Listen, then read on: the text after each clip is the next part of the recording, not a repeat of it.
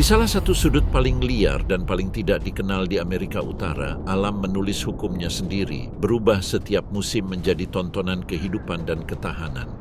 Di ujung barat Laut Kanada, tempat daratan bertemu dengan Alaska yang luas dan liar, terdapat wilayah yang sangat luas dan penuh teka-teki. Di sini, di ruang yang hampir tak tersentuh seluas lebih dari 500.000 km persegi, terdapat keanekaragaman lebih dari 400 jenis satwa liar. Tempat ini adalah Yukon. Sebagian besar permukaannya ditutupi oleh pegunungan, hutan boreal, lembah sungai, dan zona tundra. Ini adalah wilayah yang mengalami musim dingin selama berbulan-bulan dengan suhu turun di bawah 30 derajat di bawah nol sehingga menimbulkan tantangan terus-menerus bagi hewan penghuninya. Namun ketika musim panas yang pendek tiba, wilayah tersebut berubah total. Salju mencair, sungai-sungai terbebas dari es, dan kehidupan bangkit setelah berbulan-bulan sunyi terbentang dalam gerakan alami yang penuh energi. Selama periode inilah salah satu fenomena Yukon yang paling mengesankan terjadi, migrasi massal yang mengubah lanskap.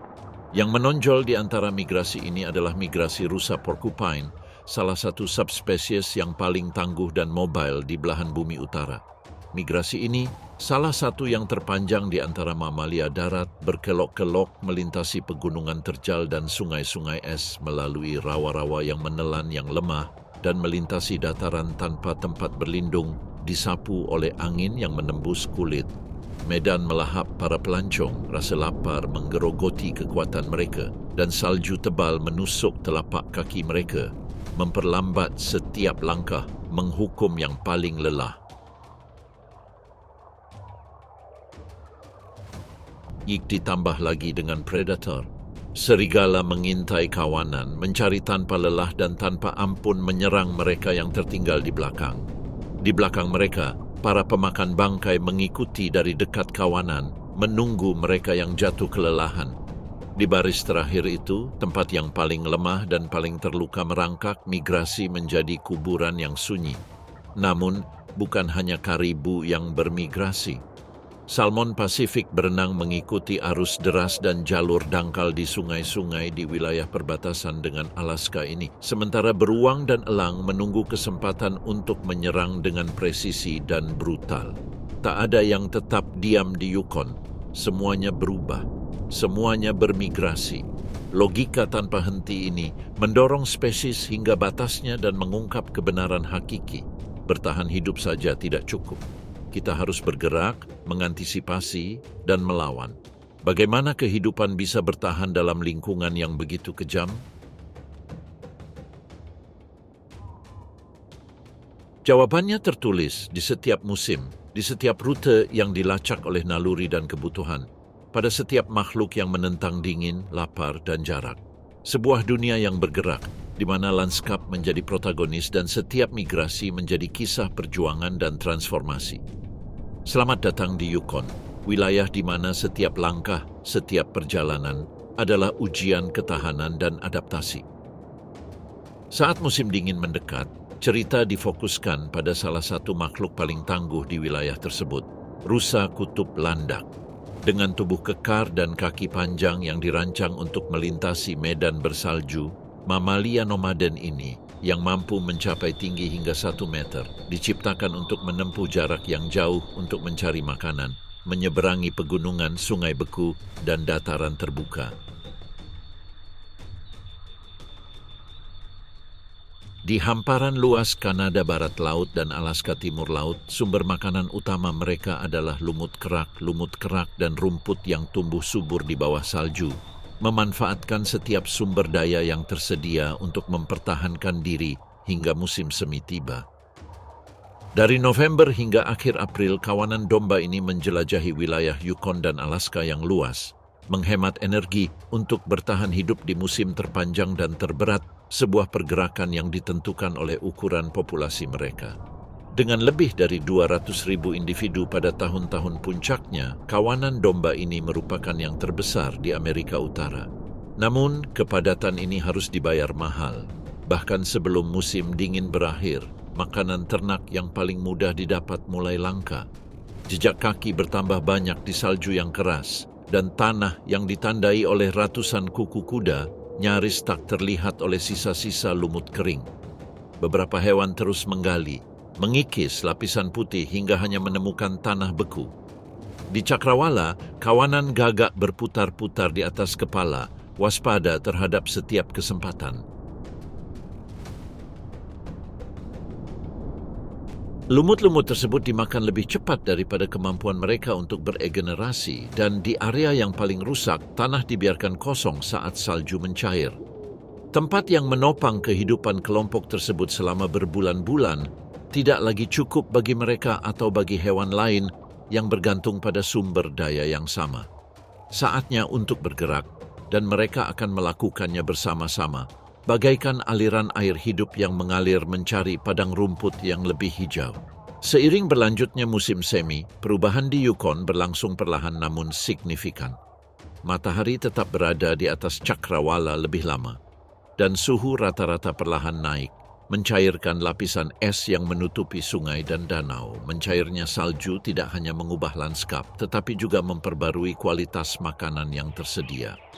Tanaman yang tumbuh di garis lintang paling utara memiliki nilai gizi yang jauh lebih tinggi daripada sisa-sisa kering yang masih tersisa di daerah musim dingin.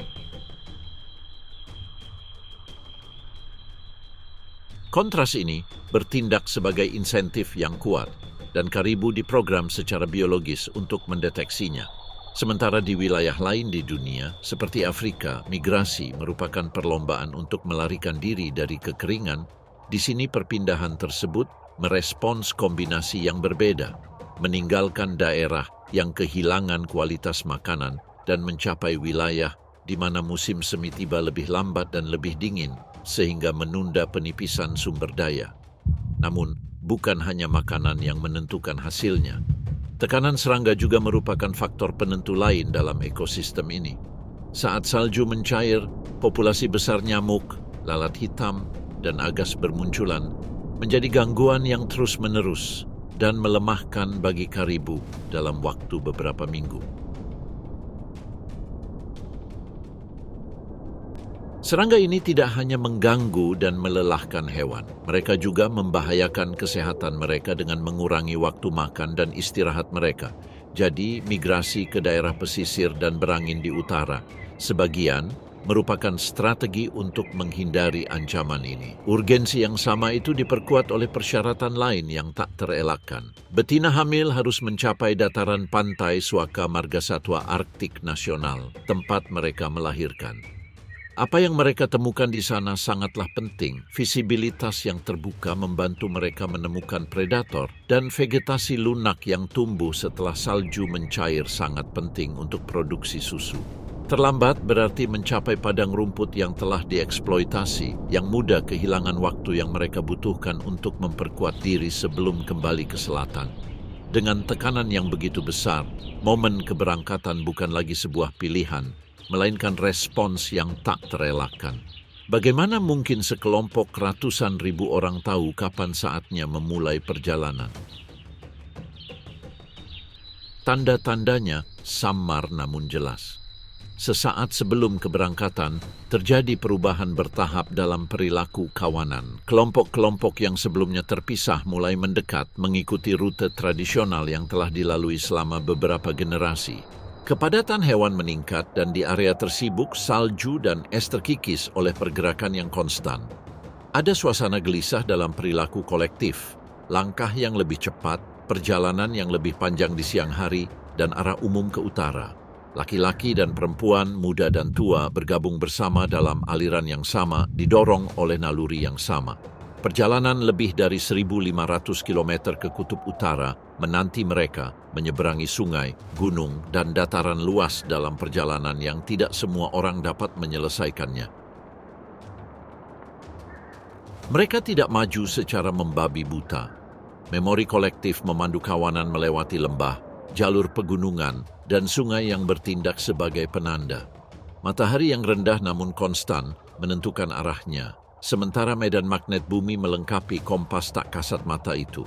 Meskipun mereka bergerak dalam formasi besar yang terdiri dari sekitar 15.000 hewan, mereka tidak berbaris sebagai blok yang kompak. Kelompok-kelompok kecil berpisah untuk mencari makan dan bergabung kembali, mempertahankan arus berkelanjutan menuju utara. Dalam salah satu jeda tersebut, sesosok muncul sendirian di kejauhan. Seekor serigala berdiri di tanjung kecil mengamati dalam diam. Kehadirannya saja membuat sebagian kawanan itu terdiam. Kepala-kepala mendongak serempak, telinga menoleh ke arahnya. Beberapa anak tangga membeku dan aliran air pun terpecah-pecah. Sang predator maju beberapa meter, mengukur reaksinya. Tetapi massa tubuh dan ketegangan yang menumpuk tampaknya menghalanginya. Setelah beberapa detik terdiam, dia berbalik dan menghilang di balik semak-semak, meninggalkan gema kewaspadaan yang butuh waktu lama untuk menghilang. Kemunculan mereka yang singkat menjadi pengingat yang jelas. Jalan setapak itu tidak hanya akan ditandai oleh rasa dingin dan kelelahan, tetapi juga oleh kehadiran predator yang terus-menerus, yang kini lebih waspada dari sebelumnya terhadap pergerakan mangsa yang tiada henti melintasi wilayah kekuasaannya. Kemajuan dilanjutkan dengan hati-hati, pertama dalam gelombang pendek dan kemudian dengan kecepatan yang lebih kencang, seolah-olah ketegangan masih menggantung di udara. Suara derap kaki kuda di tanah yang lembab menggantikan keheningan penuh harap dan formasi itu membentang ke utara sekali lagi. Pada hari-hari awal kemajuannya, meskipun stabil, berjalan lambat. Lahan berhutan segera berganti menjadi zona transisi, tempat salju yang mencair mengubah lahan menjadi dataran lumpur yang berbahaya. Setiap langkah memerlukan upaya tambahan. Betina termuda dan yang sedang hamil harus menyeberangi kolam yang dalam dan arus deras yang meluap melewati saluran kecil. Sungai-sungai yang meluap karena mencair, membawa bongkahan-bongkahan es yang berputar dan saling bertabrakan, menjadikan setiap penyeberangan sebagai momen ketegangan bagi seluruh kawanan. Berlalunya waktu terlihat jelas dari keausan yang mereka alami. Beberapa hari telah berlalu dan lebih dari 100 km telah mereka tempuh, dengan jarak tempuh tak lebih dari 30 km. Tanah yang lembab membasahi telapak kaki mereka, melemahkan kulit mereka, dan angin dingin masih menusuk telinga mereka. Namun kecepatannya tetap stabil. Kelompok tersebut maju, meskipun pada akhir setiap hari kekuatan mereka dinilai dengan cermat. Saat hari mulai gelap, kelompok itu mundur ke hamparan dataran yang jernih, ruang terbuka di mana cakrawala terbentang tanpa halangan dan pandangan dapat mengantisipasi setiap gerakan. Di sana, tubuh-tubuh dikelompokkan bersama, bahu-membahu, membentuk dinding hidup yang menahan panas dan menyulitkan predator untuk mendekat. Di lingkaran luar, sebagian tetap tegak, menggerakkan telinga mereka saat mendengar gemerisik sekecil apapun, mendengarkan udara yang membawa berita tak kasat mata. Lebih jauh di dalam, sebagian besar memejamkan mata, membiarkan kelelahan hari itu membebani otot-otot mereka. Meski begitu, kewaspadaan tidak pernah lengkap, tidak juga ada istirahat yang lengkap. Posisi berganti hampir tak terasa, dan beberapa orang tidur dengan satu mata setengah terbuka, siap bereaksi jika angin berubah atau tanah memancarkan getaran aneh. Angin yang sama itu menyapu dataran dengan desisan yang tak henti-hentinya, mengaduk helaian bulu dan membawa aroma samar yang bercampur dengan kelembapan sungai di dekatnya. Gemericik air mengiringi keheningan dan meninabobokan indera, tetapi tidak sepenuhnya menghapus ketegangan yang terpendam. Tak ada yang tampak mengganggu malam, namun di tepi hutan yang gelap, ada sesuatu yang melata. Karibu tidak sendirian, sebuah kehadiran yang jauh, sabar dan diam, mengawasi dari balik bayang-bayang. Melawan angin, dekat dengan garis gelap pepohonan, serigala-serigala itu telah mengikuti jejak baru selama berjam-jam. 8 bayangan bergerak melintasi dataran, menyatu dalam kegelapan. Jantan dominan maju lebih dulu. Di sampingnya, seorang betina veteran mengatur langkah. Di belakang mereka, 3 pemburu berpengalaman dan 3 anak muda yang masih canggung meniru setiap gerakan dengan ketepatan yang ditentukan oleh naluri. Mereka tak memecah keheningan. Mereka berhenti saat angin berubah arah, bersembunyi di balik semak, dan menyeberangi sungai di daerah dangkal yang memungkinkan mereka lewat dengan cepat dan senyap. Medan tersebut menawarkan lipatan dan bayangan yang mereka gunakan untuk menghapus siluet mereka. Setiap meter yang bertambah mengurangi jarak dengan kawanan. Mereka tidak mempercepat atau berimprovisasi. Mereka maju dengan langkah terukur, waspada terhadap setiap perubahan di udara atau pergerakan mangsanya. Mereka tidak mencari konfrontasi terbuka, kekuatan mereka terletak pada pemilihan mangsa secara diam-diam. Di antara tubuh-tubuh yang berdempetan dan beristirahat, mata yang terlatih membedakan satu yang bernapas paling berat, yang bangkit perlahan, target yang jika malam berpihak akan menjadi yang pertama jatuh. Namun ketenangan itu tak bertahan lama. Sebuah suara berderak memecah keseimbangan. Seekor serigala menginjak dahan kering, dan suaranya bergema bagai ledakan di tengah kesunyian malam. Seekor rusa kutub yang sedang berjaga dengan kepala tegak menangkap getaran tersebut dan mendengus pendek dan keras, sebuah sinyal yang jelas bahwa bahaya sudah dekat. Dalam hitungan detik, massa bergerak.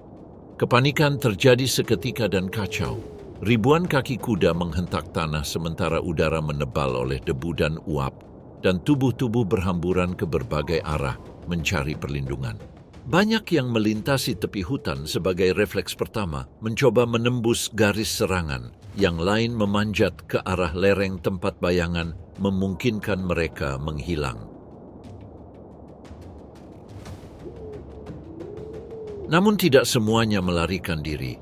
Sekelompok pejantan tetap berada di ruang terbuka, membentuk garis pertahanan antara serigala dan betina, anak serigala dan betina yang hamil.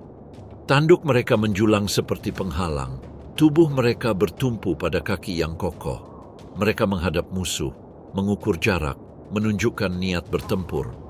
Tidak ada vokalisasi muluk-muluk, tidak ada drama. Ini adalah manuver perlindungan milimeter. Mereka tahu bahwa kehadiran mereka dapat menghalangi serangan frontal, tetapi mereka juga memahami realitas malam dan statistik migrasi yang brutal. Pengorbanan individu dapat menyelamatkan banyak orang. Para serigala menyesuaikan taktik mereka, sementara dua individu mensimulasikan serangan frontal, sisanya membentuk formasi setengah lingkaran untuk mengisolasi anak serigala yang tertinggal saat mencoba bangkit kembali.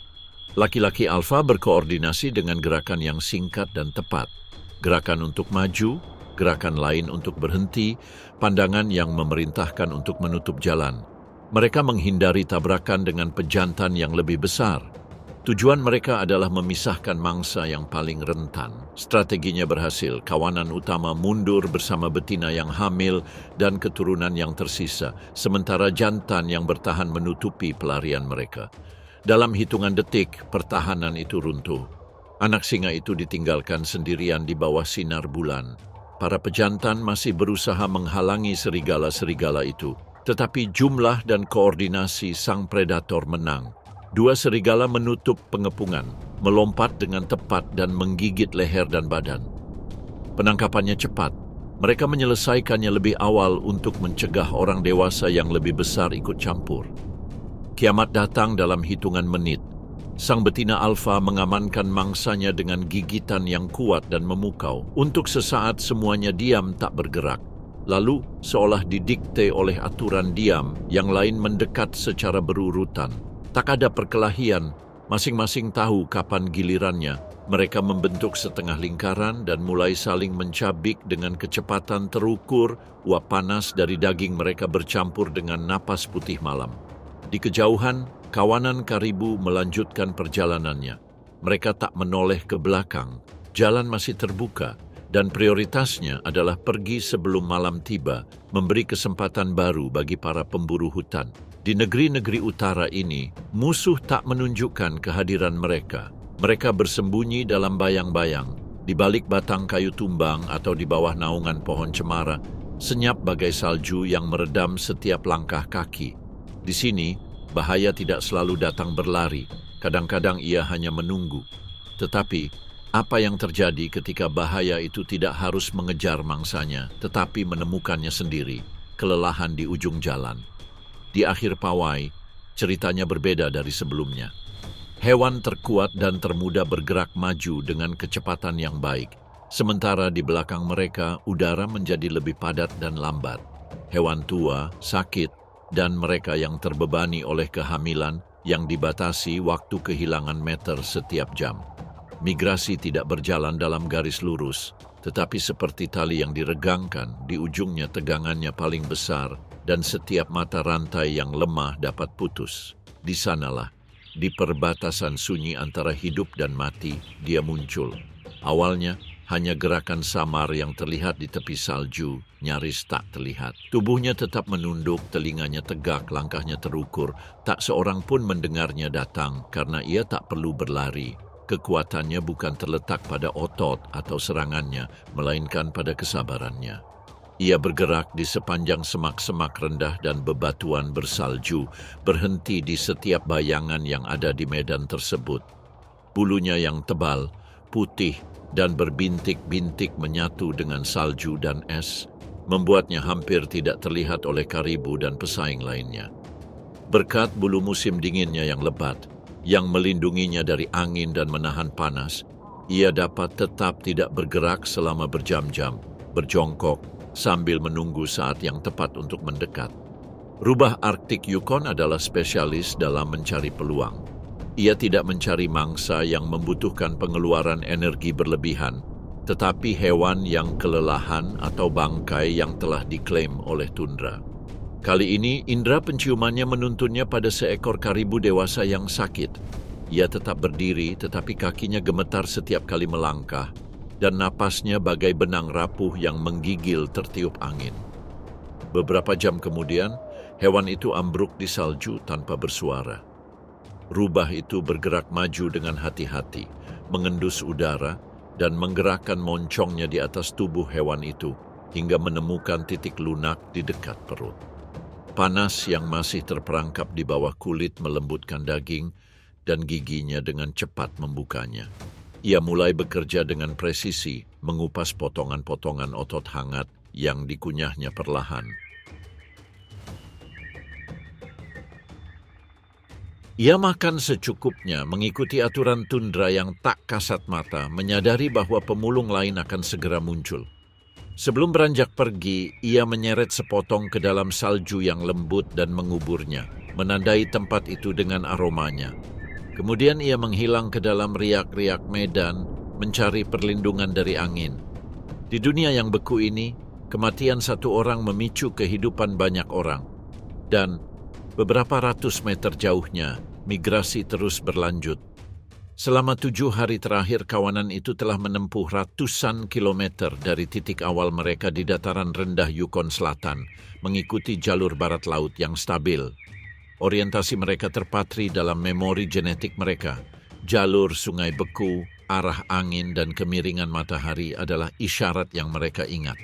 Naluri ini juga memandu mereka dalam jeda singkat dan terukur yang mereka ambil di area-area yang saljunya melunak, memungkinkan mereka mencapai lumut kerak, lumut, dan cabang-cabang lunak yang tumbuh dekat dengan tanah. Di sana, para pejantan memecahkan kerak beku dengan kuku mereka, dan para betina serta anak-anaknya memanfaatkan makanan yang terbuka, makan secukupnya untuk melanjutkan perjalanan mereka. Namun mereka tak bisa tinggal terlalu lama. Di tundra, seekor karibu yang tertinggal segera menjadi bagian dari menu predator, dan kawanan itu tahu hal ini tanpa perlu mempelajarinya. Ini adalah kebenaran yang diwariskan dalam setiap migrasi. Oleh karena itu, dalam pembukaan lahan dadakan ini, pengaturannya bukanlah suatu kebetulan. Kaum dewasa yang paling kuat mengelilingi yang muda, sementara betina yang sedang hamil menempati bagian tengah, di mana risikonya lebih rendah. Tidak ada hierarki yang kaku seperti pada spesies lain, melainkan strategi perlindungan bersama yang diam-diam, yang diulang dari generasi ke generasi. Namun, struktur kompak ini tidak selalu dapat dipertahankan. Seiring medan yang bergelombang dan salju yang mengeras, langkah mereka yang tertinggal menjadi tidak teratur. Beberapa bergerak maju untuk mencapai area mencari makan yang lebih baik, yang lain terpaksa memperlambat langkah untuk menghemat energi. Formasi tersebut melebar, membuat barisan belakang lebih terekspos, dan setiap meter yang dicapai membutuhkan upaya yang terakumulasi selama berminggu-minggu berjalan. Di suatu tempat di Cakrawala saat musim dingin mulai berlalu, tempat berkembang biak menanti. Akankah mereka menemukan apa yang telah mereka cari selama ribuan langkah? Kawanan itu muncul di Cakrawala Tundra setelah berminggu-minggu berjalan tanpa henti. Mereka tiba bukan di surga yang belum tersentuh, melainkan di medan yang terfragmentasi dengan petak-petak rumput muda yang diselingi genangan air lelehan, jalur-jalur berawa dan area-area kecil tanah kering yang tersebar di seluruh lanskap. Di jantung area ini, di mana tanahnya cepat kering dan jarak pandang terbuka ke segala arah, adalah area yang disukai para wanita untuk melahirkan. Jumlah mereka sedikit dan kelangkaan ini menandai distribusi dan persaingan untuk mendapatkan wilayah sejak awal. Perjalanan panjang yang mencakup ribuan kilometer dan beberapa minggu berjalan kaki, mengarah pada skenario di mana ruang dan sumber daya yang paling berharga hanya berumur pendek, dan di mana setiap langkah baru dipandu oleh urgensi untuk menemukan tempat yang tepat. Urgensi ini diterjemahkan menjadi pergerakan segera. Betina yang menyimpang dari masa utama menjelajahi daerah yang agak tinggi, teras sungai, dan petak-petak tempat vegetasi tumbuh lebih awal dan tanah tetap padat. Dari sana, Cakrawala terbentang tanpa hambatan dan setiap gerakan dapat dilihat dari jarak yang sangat jauh. Lebar ini penting karena anak sapi yang baru lahir memiliki peluang bertahan hidup lebih baik jika induknya mendeteksi keberadaan predator pada waktunya. Dengan kebutuhan itu dalam pikiran, sang betina dengan hati-hati memeriksa setiap sudut, mengendus tanah, menguji kekencangannya dengan cakar mereka, dan mencabuti sedikit rumput untuk memeriksa kelembapan. Akan tetapi, tidak semua area memenuhi kondisi ini, dan plot terbaik terbatas pada beberapa ruang yang tersebar. Dalam medan yang sangat diperebutkan seperti itu, perjumpaan antara individu tidak dapat dihindari, dan begitu pula dengan gesekan. Tetapi apa yang terjadi ketika dua orang atau lebih mencari tempat yang sama di wilayah yang begitu terbatas? Ketegangan pertama kali muncul di titik-titik pertemuan ini. Jantan terbesar dengan tanduk yang paling berkembang cenderung menempati area yang paling terlindungi, menyingkirkan pesaing yang lebih kecil. Sementara itu, di kalangan perempuan, persaingan mengambil bentuk lain. Mereka yang datang dengan kondisi fisik yang lebih baik akan mendapatkan posisi sentral saat melahirkan. Intensitas perselisihan bervariasi. Bisa berupa blok lateral sederhana hingga serangan singkat jika provokasi berlanjut.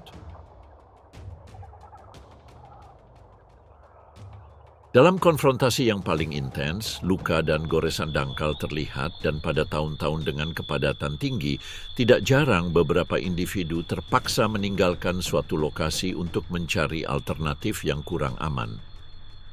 Dalam pergeseran ke daerah pinggiran ini, karibu yang paling rentan terpapar risiko yang bukan berasal dari persaingan internal.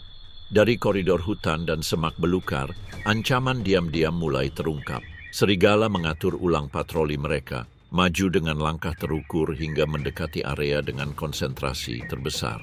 Di sana, koordinasi mereka menghasilkan serangan terencana terhadap anak-anak karibu yang terisolasi atau individu yang lemah. Jika kawanan beruang itu mencoba berlindung di tepi sungai, bahaya lain menanti mereka. Beruang-beruang itu dengan sabar menempati persimpangan strategis, di mana medan memaksa semua orang untuk menyempitkan jalan mereka. Dan sementara perhatian tertuju ke tanah, dari atas, bayang-bayang burung pemangsa meluncur melintasi tundra tanpa lelah melacak bayi-bayi yang baru lahir. Lebih jauh di luar, di pinggiran, para oportunis mengintai, siap memanfaatkan setiap momen tanpa penjagaan. Tekanan konstan ini meningkatkan kematian anak sapi dalam kondisi yang buruk dan menunjukkan bahwa kedatangan di tanah Yukon ini tidak berarti istirahat. Sebaliknya, setiap fajar membuka medan ancaman baru, baik yang terlihat maupun tersembunyi. Karibu selalu waspada, indera mereka selalu waspada tinggi. Tundra yang luas dan terang menjadi papan di mana setiap langkah dapat membawa mereka lebih dekat ke kehidupan atau kematian. Di tengah skenario yang tidak menentu ini, siklus reproduksi terus berlanjut, seolah-olah urgensi untuk melestarikan spesies mengabaikan risiko konstan yang menyertainya. Dorongan ini tercermin dalam dinamika reproduksi. Kopulasi terjadi di musim gugur, puncak musim kawin, dan kedatangan di tempat berkembang biak merupakan puncak dari sinkronisitas ini. Hanya sebagian kecil pejantan yang berhasil kawin. Mereka yang terlantar atau yang gagal menemukan pasangan berkumpul secara terpisah tetap berada di pinggiran kawanan. Individu-individu ini tidak menghilang. Mereka mempertahankan kondisi, menumbuhkan ketahanan, dan membentuk cadangan populasi untuk periode reproduksi di masa mendatang. Beberapa akan mencoba peluang di kawanan yang berdekatan atau di tahun-tahun mendatang, tetapi banyak yang tidak akan mencapai keberhasilan reproduksi dalam siklus itu. Organisasi ini, di mana betina memperkuat perlindungan bersama dan jantan mempertahankan kompetisi mereka, tidak terbatas pada musim kawin. Ia juga menentukan bagaimana peran dan upaya didistribusikan begitu mereka mencapai tempat berkembang biak. Dalam lingkungan sosial ini, pemulihan fisik setelah perjalanan menjadi tugas yang mendesak dan rentan. Betina membagi waktu antara memberi makan anak-anaknya dan mengisi kembali cadangan makanan mereka. Mereka memakan daun salix yang masih muda, alang-alang, dan tunas pertama rumput dan kareks yang muncul di tundra setelah pencairan. Jantan, jika kondisi memungkinkan, mencari lumut kerak dan membuka area tanah dengan memecahkan kerak dengan kukunya. Waktu istirahat makan singkat namun sering, sementara beberapa betina makan yang lain bertindak sebagai pengintai untuk mengurangi risiko pemangsaan terhadap anak-anak yang belum bisa berlari. Pembagian fungsi ini merupakan strategi dasar untuk mengoptimalkan kelangsungan hidup kolektif tanpa menghambat pemulihan individu. Saat hari bertambah panjang dan lanskap ditutupi dengan vegetasi, kawanan itu memperkuat keseimbangan antara mengisi kembali kekuatannya dan menjaga kewaspadaan. Akan tetapi upaya yang sama itu juga merupakan persiapan diam-diam untuk gerakan besar berikutnya, gerakan yang akan menandai penutupan siklus tahunan, kembali ke selatan. Beberapa bulan kemudian perjalanan ini memunculkan ketidakpastian baru. Area yang ditinggalkan di awal musim semi mungkin telah berubah. Beberapa di antaranya memulihkan lahan hijauan, sementara yang lain menunjukkan tanda-tanda degradasi akibat penggunaan berulang atau variasi iklim. Lebih lanjut, keberadaan spesies lain atau tekanan manusia tertentu dapat mengubah ketersediaan sumber daya. Tidak ada jaminan bahwa lanskap Tenggara akan identik dengan yang mereka tinggalkan. Migrasi, dalam pengertian itu, bukanlah operasi yang menggantikan apa yang telah diambil, tetapi lebih merupakan siklus yang mendefinisikan ulang pekerjaan dan kemampuan. Di tengah tubuh-tubuh yang berdesakan dalam kawanan yang sudah bergerak, dua sosok melangkah maju dengan ikatan yang lahir dalam kegelapan malam ketika serigala-serigala mengepung jalan mereka dan sebuah kehidupan tertinggal di salju. Mereka menjalani setiap hari bersama, diam-diam menanggung ketidakhadiran itu. Kini, di ujung jalan setapak, si jantan membuka celah di lumut lembab sementara si betina mundur. Angin membawa hawa dingin yang lembut hampir asing bagi si betina yang telah mengejar mereka selama berminggu-minggu. Dalam sekejap ketika seluruh dunia tampaknya tidak menyadarinya, ia membungkuk, punggungnya gemetar, dan di antara kehangatan tubuhnya dan putihnya tanah, seorang bayi bernapas untuk pertama kalinya. Anak laki-laki kecil itu mencoba berdiri dengan kikuk, tetapi dipandu oleh naluri yang lebih tua dari musim dingin manapun. Mereka telah tiba. Mereka telah meninggalkan bayang-bayang kehilangan dan, dengan tanah perjanjian di bawah kaki mereka, telah membawa kehidupan baru ke dunia. Kawanan terus bergerak maju, tetapi di sudut Yukon itu, kisah perjalanan ini menemukan jawabannya. Bertahan hidup bukanlah tujuan, melainkan awalnya. Awal musim baru, kehidupan lain yang akan tumbuh di bawah langit yang sama, yang pernah mengancam dan sekarang terbuka sebagai sebuah janji. Di jantung utara, di mana setiap fajar tidak pasti, sebuah keluarga memulai lagi. Namun, migrasi Yukon tidak berakhir di situ. Di luar dataran dan tundra terbuka, di antara kerabatnya hidup subspesies lain yang juga mengikuti naluri untuk pergi, meskipun dengan cara yang sangat berbeda. Di wilayah selatan, tempat hutan boreal mendominasi cakrawala, rusa kutub hutan bergerak tanpa meninggalkan jejak apapun. Berbeda dengan barisan yang tak berujung bergerak melintasi tundra terbuka, hewan-hewan ini bergerak dalam kelompok-kelompok kecil yang hampir tak terlihat, meluncur di antara bayangan dan tempat terbuka. Di seluruh Yukon, jumlah mereka tidak lebih dari 6 hingga 8.000 individu. Perjalanan mereka menempuh jarak yang jauh lebih pendek, antara 100 hingga 400 km, tetapi setiap langkah membawa risiko yang sama, tingginya dengan risiko yang dihadapi kerabat mereka di utara. Sekilas, mereka tampak lebih kompak dan kuat daripada karibu landak. Kaki mereka yang lebih pendek memberi mereka stabilitas di medan yang tidak rata. Kuku mereka yang lebar, yang beradaptasi untuk membuka seperti sekop, memungkinkan mereka mengarungi rawa atau menembus salju yang mengeras untuk mencapai lumut kerak yang tersembunyi. Fisiognomi ini yang dirancang untuk bernavigasi di lingkungan tertutup juga tercermin dalam keberadaan tanduk jantan yang dimahkotai tanduk lebar asimetris. Tanduk ini digunakan untuk menakuti lawan sekaligus menyingkirkan dahan dan dedaunan saat mereka maju. Bahkan warna mereka, perpaduan coklat, oker, dan abu-abu, memperpanjang adaptasi ini, menyamarkan mereka di antara batang-batang pohon dan menjadikan mereka hantu hutan sejati. Namun ketergantungan terhadap pohon itu sendiri merupakan kelemahannya. Tidak seperti rusa kutub landak yang di tundra terbuka mengandalkan keramaian untuk mengusir predator. Rusa kutub hutan terpaksa bergerak dalam kelompok kecil. Tidak ada gelombang pasang tubuh yang melindungi satu sama lain di sini. Hanya unit keluarga dan kawanan kecil, rapuh dalam menghadapi tekanan konstan. Yang pertama mengujinya adalah serigala, yang memanfaatkan salju tebal selama musim dingin untuk menutup celah dan melelahkan mereka yang tertinggal. Mereka tidak selalu membutuhkan pengejaran yang berkepanjangan. Kadang-kadang cukup dengan mencegat lorong sempit atau mengikuti jejak kelompok yang lemah selama berhari-hari untuk memaksa datangnya saat yang tepat. Namun, ketika es mencair dan hutan mulai berdenyut lagi, ancaman berubah.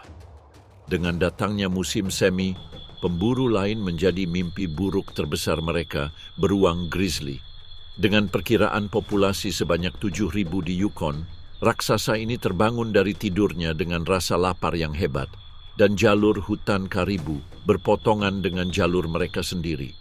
Beruang mengenal setiap sudut seperti punggung kaki mereka, dan di wilayah ini, tutupan vegetasi adalah sekutu terbesar mereka. Cabang-cabang rendah, semak-semak, dan bukit-bukit landai menawarkan tempat persembunyian yang sempurna untuk penyergapan. Di sana, batas antara aman dan bahaya bisa lenyap dalam sekejap. Berapa lama ketenangan bisa bertahan ketika predator sudah begitu dekat?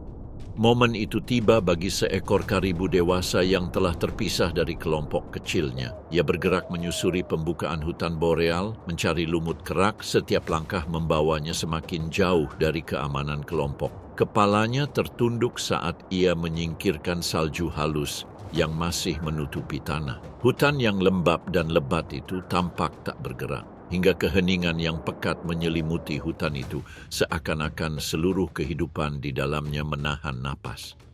Hanya sekitar 20 meter darinya, tersembunyi di antara pepohonan birch, seekor beruang grizzly mengamatinya. Bulu keemasannya menyatu dengan cahaya yang tersaring, dan hanya matanya yang tajam dan penuh perhitungan yang memecah keheningan, mempertimbangkan setiap kemungkinan sebelum bergerak. Kemudian menyadari bahwa jarak dan angin berada di pihaknya, ia menerobos dahan dan dedaunan. Tubuhnya, yang beratnya lebih dari 200 kg, bergerak dengan kecepatan yang tidak biasa untuk ukurannya. Setiap langkah melahap meter-meter dengan mudahnya yang mengerikan. Karibu bereaksi dan melarikan diri, menghindari batang kayu dan semak-semak. Tetapi di hutan tidak ada ruang untuk lari jauh. Di sini, waktu untuk melarikan diri diukur dalam hitungan detik. Beruang grizzly itu menutup jarak. Napas dan aumannya bergema di antara batang pohon, memecah kesunyian hutan. Dalam beberapa saat, pengejaran berakhir. Di tengah dahan-dahan yang kusut dan bau menyengat tanah yang terkikis, beruang itu memulai pestanya, memulihkan energinya yang telah terkuras habis oleh hibernasi. Hutan, seperti biasa, kembali sunyi. Setelah sekitar 20 menit berpesta sendirian, rahang dan bulu lehernya berlumuran darah, beruang grizzly itu melambat. Ia tidak lagi menangis dengan urgensi yang sama. Ia mengunyah dengan gerakan yang lambat, hampir penuh pertimbangan, sementara perutnya yang membengkak karena daging yang dimakan menunjukkan bahwa ia telah makan lebih dari cukup. Keheningan hutan boreal yang nyaris tak terdengar oleh bunyi gemeretak tulang di rahang mereka tiba-tiba terganggu oleh paduan suara serak yang turun dari langit kelabu. Bukan satu, bukan dua, tetapi puluhan burung gagak, tubuh mereka yang hitam tampak seperti siluet awan, berputar dalam lingkaran yang tepat. Tidak ada kekacauan dalam penerbangan mereka. Mereka bergerak seperti mesin yang diminyaki oleh latihan selama berabad-abad. Seekor gagak memecah formasi dan melesat ke punggung beruang, mematuk dengan cepat. Beruang grizzly bereaksi dengan geraman dan menoleh, tetapi gagak itu sudah mengepakkan sayapnya, terbang menjauh dari jangkauannya. Yang lain memanfaatkan gangguan itu, menerkam mayat untuk mencabik-cabik daging yang terbuka.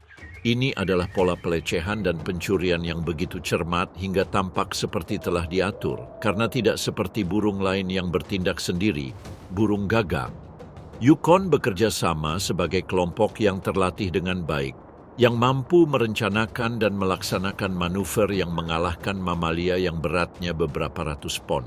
Mereka telah menunggu saat yang tepat, dengan kesabaran yang hanya dimiliki oleh sedikit spesies, mengetahui bahwa dengan perut yang kenyang, beruang akan kurang berhasrat menghadapi saingan yang begitu gigih. Dengan geraman yang dalam, beruang grizzly itu berbalik dan bergerak masuk ke semak-semak. Kabut dan bayangan hutan menyelimuti dirinya, dan siluetnya memudar di antara batang-batang pohon. Baru kemudian seolah-olah mereka telah menahan napas, puluhan burung gagak menyerbu mayat itu sekaligus. Dalam hitungan menit, dagingnya terkoyak, dan dilahap dengan sangat brutal hingga hanya menyisakan tulang dan urat. Di Yukon tak ada yang terbuang sia-sia. Bangkai yang jatuh menjadi santapan bagi predator dan pemakan bangkai. Mulai dari beruang grizzly yang gagah hingga gagak yang paling oportunis. Ratusan mil dari tempat burung gagak memangsa-mangsanya, sesuatu bergerak dalam kegelapan hutan boreal. Kehangatan akhir-akhir ini telah membangkitkan air, dan seekor predator tunggal meninggalkan wilayah musim dinginnya. Langkah kakinya tegas namun senyap, menuju sungai yang bergema di kejauhan. Dia tidak berjalan sembarangan, dia tahu bahwa di sana, setiap musim panas, kehidupan terkonsentrasi dalam kelimpahan. Yukon telah berubah. Bulan-bulan es dan keheningan telah berakhir. Matahari terbit lebih tinggi dan suhu mendekati 20 derajat. Salju surut ke arah pegunungan, memperlihatkan padang rumput hijau dan hutan yang baru. Udara yang dulu tajam dan kering, kini dipenuhi dengungan serangga dan gemericik aliran sungai yang mengalir deras menuju sungai-sungai besar. Dalam kebangkitan baru ini, sungai-sungai seperti Klondike mengalir bebas, dialiri oleh salju yang mencair. Di tengah buih dan arus derasnya, migrasi kuno menjadi hidup kembali. Dari kedalaman Samudra Pasifik, ribuan ikan salmon perak berenang melawan arus. Setiap otot di tubuh mereka berkilau dan berdenyut kencang saat mereka mengarungi bebatuan dan melompati pusaran air, didorong oleh satu tujuan, mencapai perairan tenang tempat mereka dilahirkan untuk bertelur. Ini adalah perjalanan yang melelahkan, bahkan yang terkuat, siklus kehidupan dan kematian yang menopang seluruh ekosistem. Di antara para penerima manfaat, seorang pemburu berbulu gelap melangkah menuju pantai dengan ketenangan seseorang yang mendominasi wilayahnya. Setiap langkah menancapkan cakarnya ke tanah yang lembab, dan lebih dari 150 kg otot serta cadangan energinya bertumpu pada cakar-cakarnya yang kokoh. Di bawah pantulan sinar matahari di air, kilauan moncongnya dan siluetnya yang gagah menampakkan salah satu protagonis utama perairan ini. beruang hitam.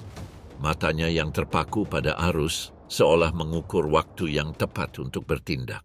Ia tak perlu lari atau bersembunyi. Limpahan air sungai akan memberinya kesempatan. Tidak seperti raksasa coklat yang berkeliaran di hutan yang sama, pemburu ini lebih bijaksana dan lincah. Ia tidak memerlukan kekuatan yang luar biasa seperti beruang grizzly untuk menang, karena keunggulannya terletak pada kecepatan bergeraknya melalui semak belukar dan ketepatan setiap serangan ketika arus memberikan imbalannya. Lebih kecil ukurannya, tetapi tidak dalam tekadnya, beruang hitam telah menyempurnakan seni bertahan hidup di wilayah bersama dan kekuatannya tetap tak terbantahkan. Jadi ketika ia menemukan tempat yang tepat di mana arus menyempit dan salmon harus melompat untuk bergerak maju, ia hanya menunggu. Selama bermenit-menit panjang, ia tak bergerak, air membasahi kaki depannya. Napasnya lambat dan teratur dan sesekali ia memiringkan kepala mengikuti kilasan sekilas ikan yang mendekat. Ikan salmon itu hanya lewat beberapa meter, dan ketika kesempatan itu tiba, sabetan itu tiba.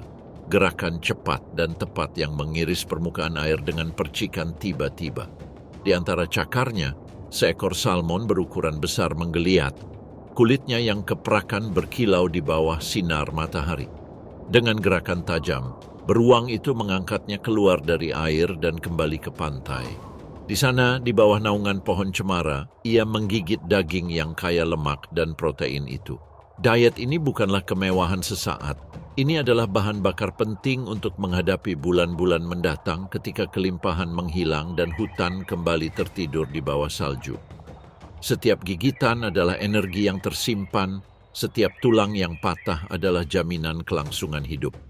Setelah melahap sebagian besar ikan, beruang itu membiarkan sisanya menghilang ke arus. Ini bukan karena pemborosan, tetapi karena di Yukon semuanya memiliki tempatnya. Elang, rubah, dan hewan pemakan bangkai lainnya mendapatkan keuntungan dari apa yang ditinggalkan sungai dan para pemburunya. Beruang itu puas perlahan berdiri, ia mengibaskan air yang membasahi bulunya dan berjalan beberapa langkah di sepanjang tepi sungai, tetap dekat dengan dasar sungai yang menyediakan makanannya. Akhir musim panas di Yukon membawa cuaca sejuk, udara hangat dan lembab menandai puncak kelimpahan musim ini.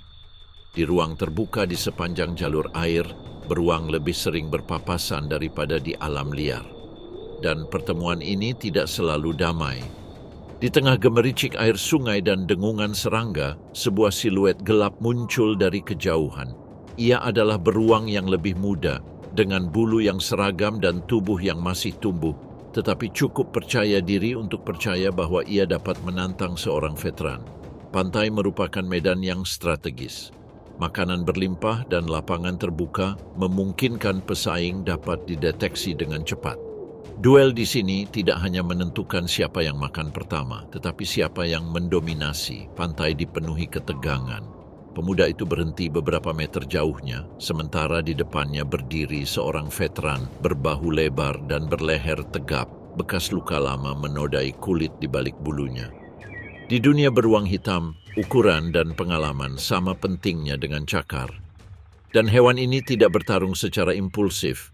Ia melakukannya karena ia tahu ia bisa menang. Selama beberapa detik, tak satu pun dari mereka maju. Mereka saling mengukur dengan langkah pendek, dengusan, dan anggukan yang membentuk lingkaran tak kasat mata di tepi pantai. Namun di alam, kesabaran ada batasnya. Tak satu pun rela mengalah. Dan setiap momen yang berlalu semakin mendekatkan momen yang tak terelakkan. Orang pertama yang memecah ketegangan adalah si pemuda yang meraung pendek dan menerjang ke depan.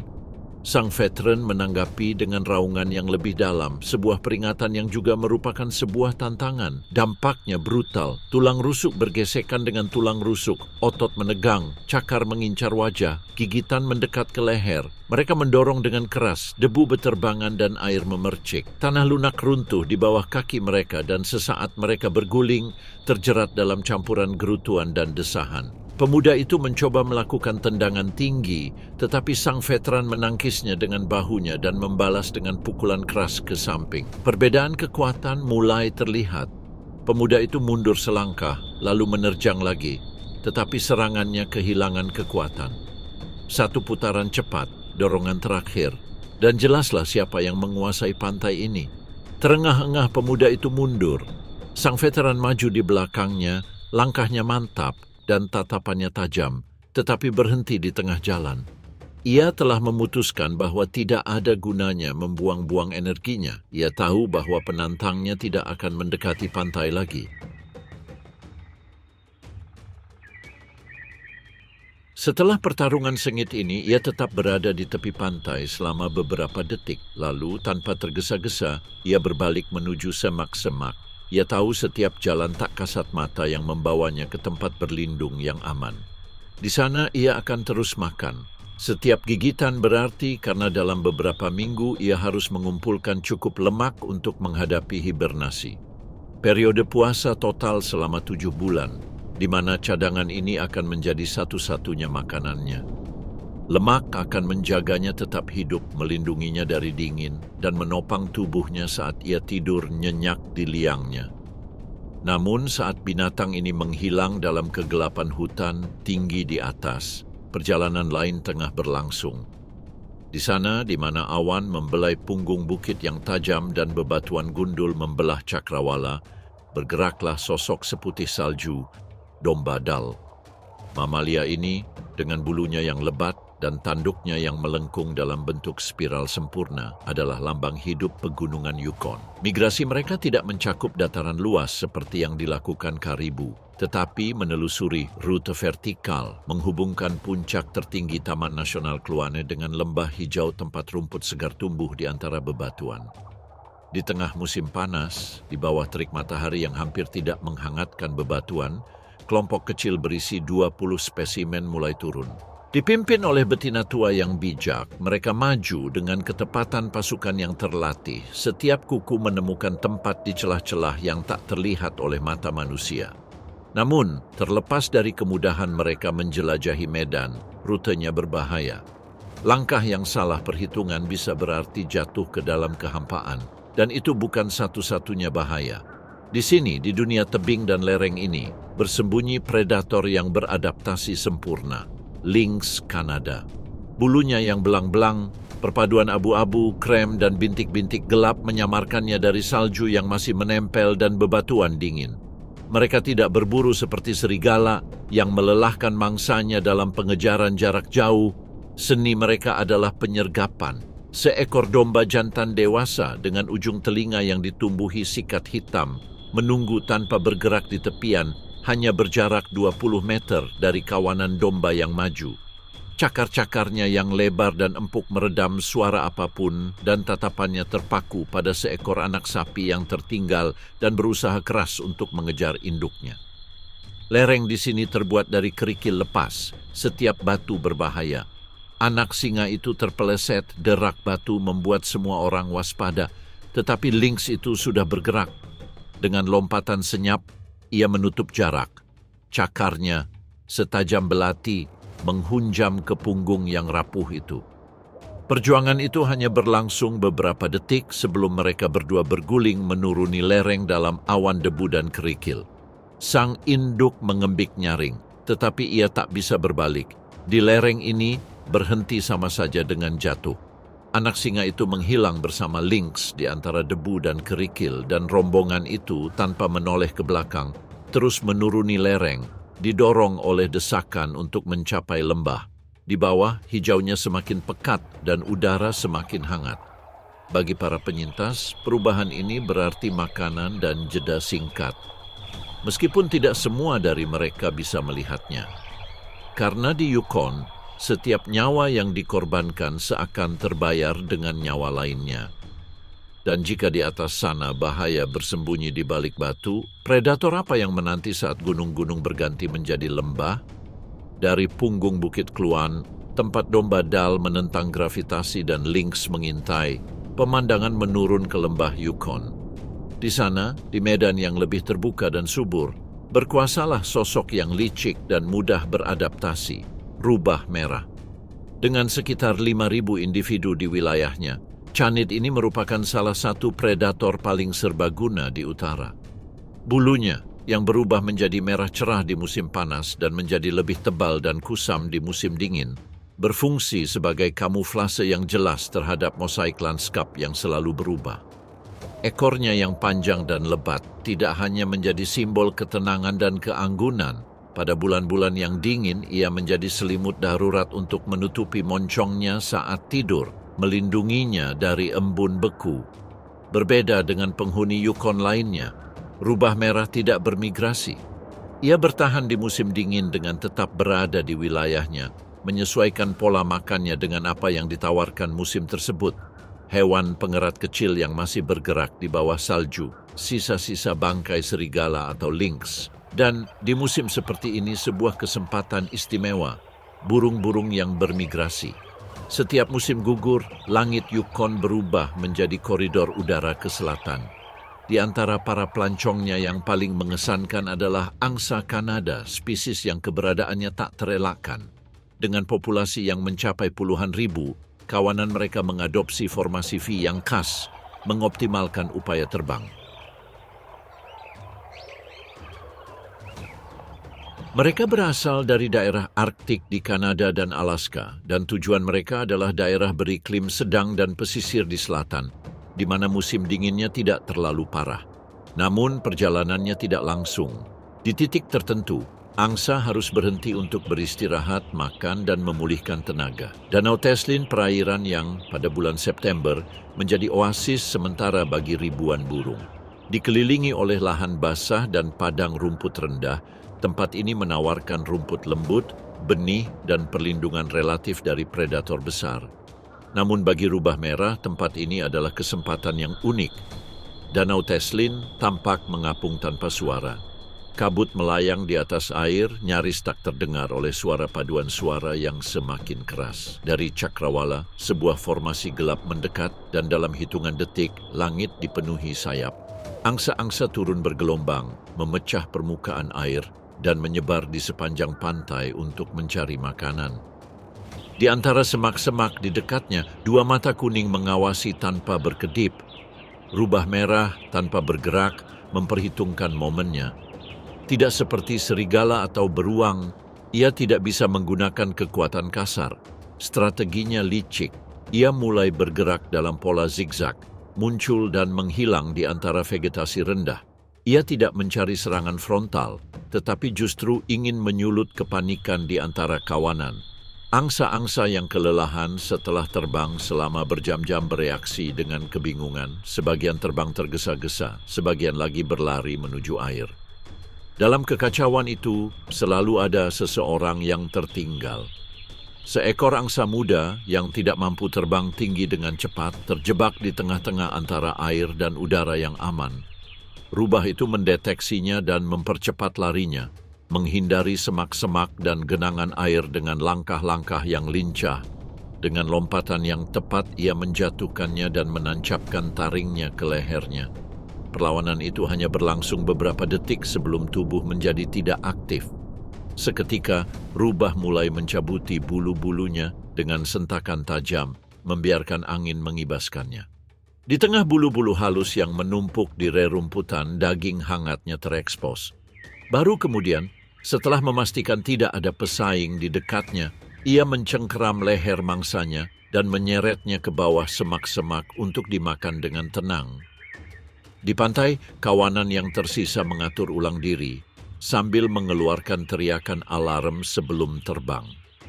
Mereka akan segera melanjutkan perjalanan ke selatan, melintasi bermil-mil hutan boreal dan dataran hingga mereka mencapai daerah di mana musim dingin tidak membekukan setiap tarikan napas. Danau Teslin akan tetap sunyi, hanya disela oleh desiran angin dan gemericik air di tepi pantai, hingga gelombang pelancong berikutnya menyelimutinya lagi dengan gemuruhnya. Migrasi burung-burung ini bukan sekadar tontonan visual. Ini adalah bagian dari denyut kehidupan yang konstan di Yukon, di mana setiap musim mendefinisikan ulang aturannya. Dan bagi rubah merah, hal itu merupakan penegasan bahwa kesabaran dan kecerdikan dapat mengubah kepakan ribuan sayap yang cepat menjadi sebuah kesempatan unik yang tertulis dalam bahasa bertahan hidup yang sunyi. Namun, musim tidak hanya menentukan ritmenya di dataran rendah. Salju yang mencair yang mengairi danau dan padang rumput memulai perjalanan menuju puncak, menandai rute dan bahaya di wilayah-wilayah yang dingin adalah hukumnya. Lalu apa yang terjadi saat kita mengikuti jalur menanjak ini menuju wilayah yang dibentuk oleh es purba? Di sana, di dataran tinggi Yukon, gletser bukan sekadar raksasa yang tertidur. Mereka adalah arsitek lanskap yang tak kenal lelah, membentuk rute, menghapus jalur, dan memaksa makhluk untuk membuat keputusan yang dapat merenggut nyawa mereka. Pada puncak musim panas, antara bulan Juli dan Agustus, panas matahari tengah malam mulai menembus tepiannya. Es perlahan-lahan mencair, melepaskan aliran air gletser yang jatuh bagai bilah cairan, menghancurkan bebatuan gundul dan membawa sedimen yang mengubah sungai menjadi warna abu-abu pucat. Arus deras dan berbahaya ini membelah seluruh lembah, mengubah padang rumput menjadi dataran lumpur dan lahan basah, serta menimbulkan kabut tebal yang melayang seperti hantu di atas tundra. Medan yang jenuh dan bergeser menjadi teka-teki yang tidak stabil, yang memaksa para pelancong migrasi untuk mengambil jalan memutar atau mengambil risiko menyeberang. Di tengah lingkungan yang keras ini, salah satu raksasa sejati Yukon muncul, rusa besar. Dengan sekitar 70.000 individu di wilayah tersebut, rusa besar adalah mamalia yang dibentuk oleh kebutuhan untuk bertahan hidup di musim dingin yang tak berujung dan pencairan yang tak henti-hentinya. Yang jantan dapat tumbuh hingga lebih dari 2,5 meter panjangnya dan berat hingga 600 kilogram, dengan kaki panjang dan berotot yang dirancang untuk mengarungi air dalam dan bergerak di tanah lunak. Kuku mereka yang lebar dan keras menyebar seperti sepatu salju alami, memberikan daya cengkeram bahkan di lumpur atau salju yang baru turun. Bulunya yang tebal dan berwarna coklat tua menyembunyikan lapisan bawah rambut berongga yang memerangkap udara, melindungi dari hawa dingin lembab yang menyertai pencairan. Moncongnya yang lebar, dengan lubang hidungnya yang terus melebar, mendeteksi vegetasi yang terendam di lahan basah. Lehernya yang kuat merobek cabang-cabang pohon willow dan poplar yang lunak. Jantannya memiliki tanduk yang mengesankan, yang pada puncaknya mencapai lebar hingga 1,8 meter. Setiap tahun, di musim semi, mereka tumbuh ditutupi oleh lapisan beludru yang menutrisi tulang yang sedang terbentuk dan mereka rontok di musim dingin setelah musim kawin yang intens pada bulan September dan Oktober. Betinanya, meski tidak bertanduk, sama-sama tangguh, dengan tubuh yang sedikit lebih ringan sekitar 400 kg, tetapi mampu menghindari predator dengan kelincahan yang mengejutkan. Rusa besar menghabiskan sebagian besar musim panas dengan berpindah-pindah di antara lahan terbuka, tepi sungai, dan lahan basah, mengikuti perkembangan pencairan untuk memanfaatkan vegetasi segar yang muncul setelah es mencair. Pola ini terkadang membawanya menjelajah ke daerah yang baru saja dibebaskan oleh gletser, tempat dengan keindahan yang menakjubkan, tetapi penuh dengan bahaya tersembunyi. Air gletser, meskipun menggoda sebagai sumber makanan, merupakan perangkap yang tersembunyi. Arus membawa bebatuan, ranting, dan sedimen dengan kekuatan tak terlihat yang dapat mengejutkan bahkan hewan terbesar sekalipun. Satu langkah yang salah saja sudah cukup untuk membuat Anda kehilangan keseimbangan, dan di perairan ini, hawa dinginnya sama mematikannya dengan predator. Tetapi, dapatkah raksasa Yukon yang dibentuk untuk menahan es dan kelangkaan mengatasi perangkap tak terlihat dari pencairan? Dalam keheningan yang hanya disela oleh gemuruh air, seekor rusa jantan menjelajah ke sebuah lembah yang baru saja tergenang oleh mencairnya gletser Kaskawulsh. Air sedingin es mencapai dadanya, dan di bawah permukaannya, batu-batu yang dipoles oleh es selama berabad-abad berputar dan bergeser, mengancam untuk menjatuhkannya. Dari tepi pantai, mata kelabu mengikutinya. Seekor serigala, salah satu dari 5.000 serigala penghuni Yukon, menunggu dengan kesabaran predator. Ia tidak langsung menyerang. Ia tahu bahwa air dan arus dapat melumpuhkan mangsanya lebih dari penyergapan apapun. Rusa besar itu berjuang maju melawan dingin yang membuat otot-ototnya mati rasa dan kekuatan tak terlihat yang mendorongnya ke hilir. Sesaat, kakinya terpeleset di batu, tetapi rusa besar itu kembali seimbang dan berhasil mencapai tepi sungai. Terengah-engah, bulunya basah kuyup, panggulnya terangkat. Serigala itu akhirnya maju, menggigit udara dalam serangan tipuan, berusaha memancing kepanikan. Rusa besar itu bukannya mundur, malah menancapkan kakinya dan menundukkan kepalanya, memperlihatkan tanduknya yang megah. Sambil mendengus pelan, dia menyerbu ke depan. Sang predator memperhitungkan pilihannya dan memutuskan untuk mundur, bersembunyi kembali di dalam semak-semak. Terengah-engah dan basah kuyup, rusa besar itu melanjutkan perjalanannya, meninggalkan jejak air dan jejak kaki yang dalam di lumpur. Dia belum memenangkan pertempuran, dia hanya menundanya. Di Yukon terkadang perbedaan antara hidup dan mati diputuskan dalam sekejap, dan hari ini sekejap itu ada di pihak mereka. Namun sementara di tepi pantai kehidupan dilawan dengan pukulan demi pukulan, di bawah permukaan sungai, permainan mematikan yang sama terus berlanjut tanpa suara. Di perairan deras Sungai Alsek, tempat gletser yang mencair menggumamkan kemarahannya di bulan Agustus, ikan arang Arktik memulai perjalanannya yang tak terlihat. Tak terdengar derap kaki kuda atau teriakan kawanan ternak. Yang ada hanyalah eksodus senyap yang berdenyut di kedalaman. Dengan sisik yang berkedip hijau dan jingga dalam cahaya yang disaring, mereka meninggalkan danau pegunungan Yukon untuk meluncur ke muara garam mencari makanan sebelum musim dingin menyegel dunia mereka di bawah es.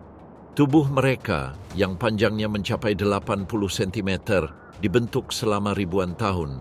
Sirip yang presisi menembus arus, dan insang yang sensitif menavigasi peralihan dari air tawar ke air asin, sebuah adaptasi yang menopang mereka dalam lingkungan yang tak kenal ampun ini. Namun sungai itu tak kenal ampun.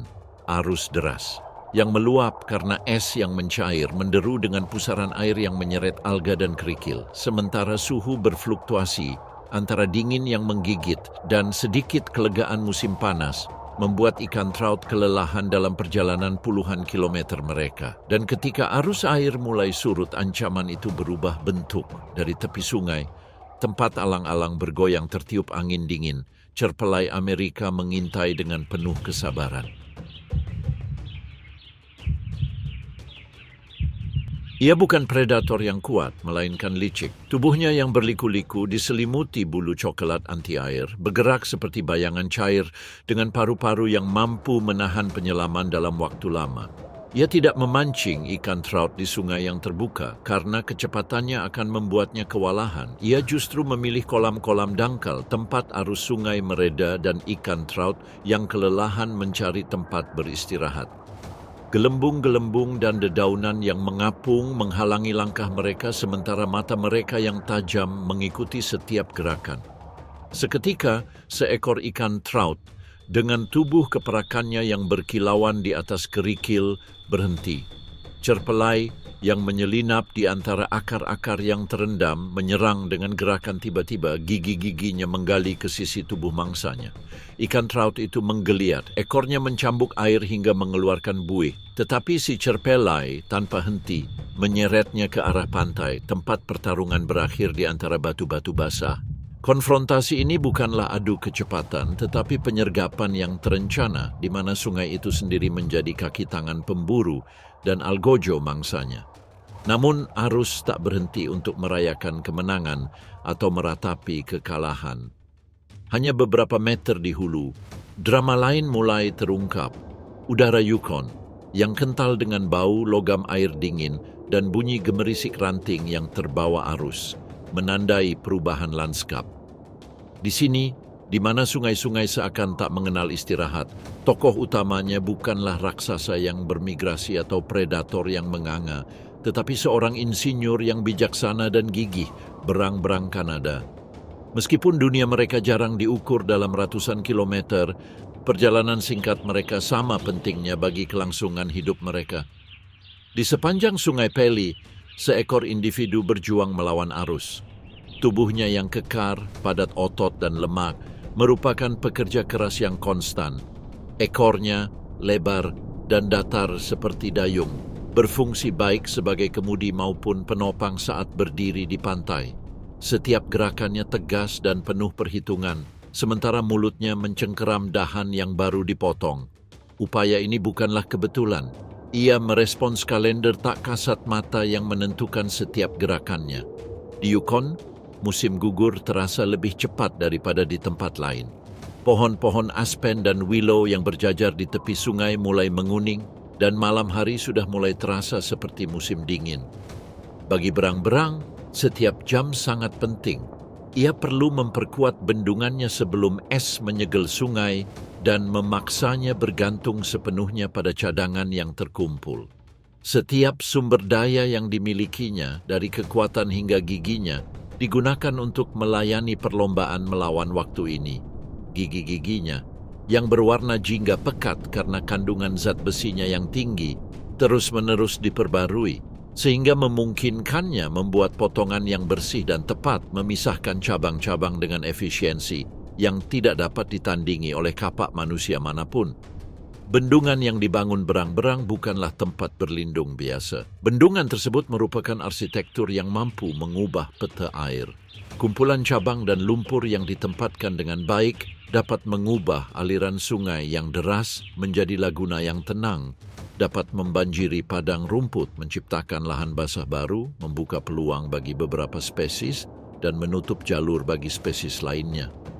Rusa besar, karibu, dan salmon harus mengubah rute mereka karena pekerjaan para insinyur alam ini.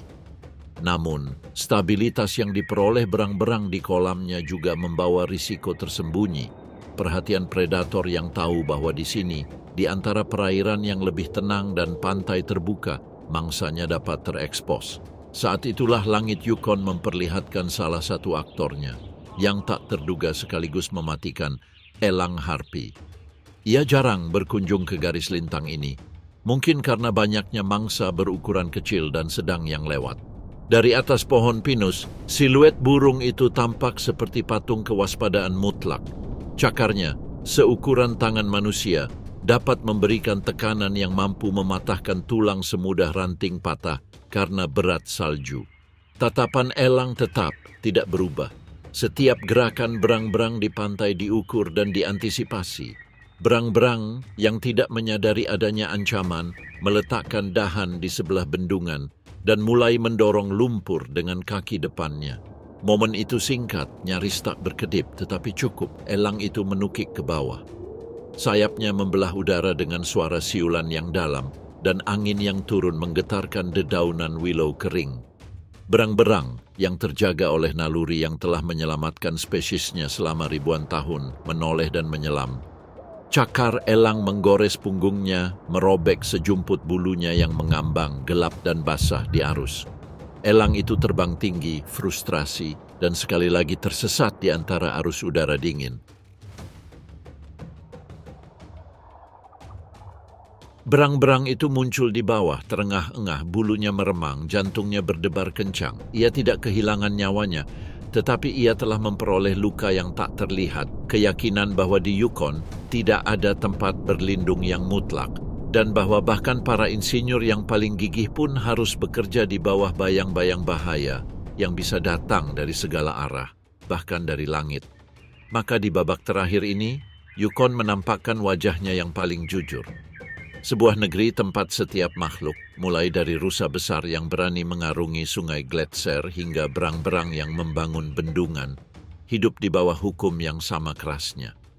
Sebuah negeri tempat adaptasi adalah pertempuran sehari-hari dan tempat batas antara bertahan hidup dan tragedi dapat bergantung pada sepersekian detik, kepakan sayap atau deru sungai di kejauhan yang tak pernah berhenti berubah.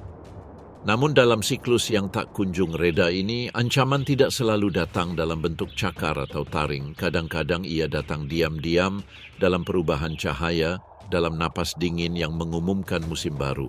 Musim gugur menyelimuti Yukon dengan cahaya keemasan yang miring, mewarnai lereng bukit dengan warna merah menyala dan kuning hangus.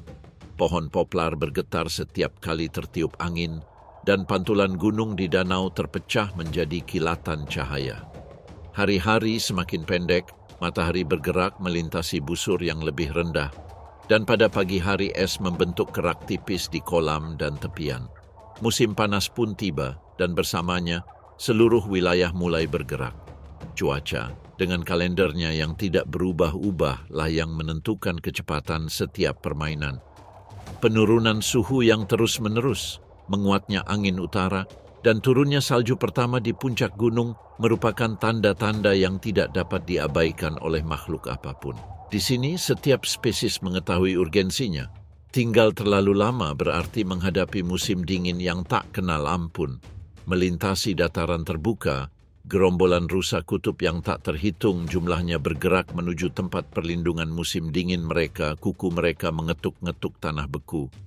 Di perairan, salmon menyelesaikan perjalanannya melawan arus, meninggalkan jejak pemijahan yang menjanjikan akan lahirnya generasi baru. Dan di langit, burung-burung terbang dalam formasi yang tepat menuju selatan, sayap mereka mengepak sebagai dorongan terakhir sebelum rute udara ditutup oleh salju. Di masa transisi ini, para predator menemukan peluang. Serigala mengintai di lorong-lorong sempit, mendeteksi kelemahan sekecil apapun di antara kawanan. Beruang memanfaatkan kesempatan terakhir ini untuk menyimpan energi, menerjang sungai dan padang rumput dengan naluri yang terasah oleh pengalaman bertahan hidup selama berabad-abad. Setiap serangan bersifat tepat, disesuaikan dengan kerentanan mereka yang bepergian dalam keadaan lelah. Namun di Yukon, tak ada yang sia-sia. Para pemulung datang tepat waktu, bagian dari koreografi yang sama. Gagak mengitari sisa-sisa, rubah mengintai diam-diam, elang terbang tinggi, selalu waspada. Dari apa yang dulunya kehidupan, makanan lahir untuk orang lain, dan dengan demikian siklusnya tertutup. Tundra, sungai, dan langit menjadi panggung di mana kelimpahan dan kelangkaan silih berganti seperti musim. Setiap kepergian memberi makan mereka yang menanti, dan setiap kepulangan menandai dimulainya kembali roda. Di sini, bertahan hidup bukanlah peristiwa yang terisolasi, melainkan sebuah rantai di mana setiap orang saling bergantung. Salju pertama turun di jejak kaki yang akan segera terhapus. Di bawah permukaan yang beku, sungai-sungai terus mengalir. Di atasnya, angin menyapu puncak-puncak putih, dan dalam keluasan ini segalanya siap terulang kembali. Karena di Yukon setiap tahun kehidupan dimulai kembali dengan kekuatan dan kesulitan yang sama yang telah membentuknya sejak awal.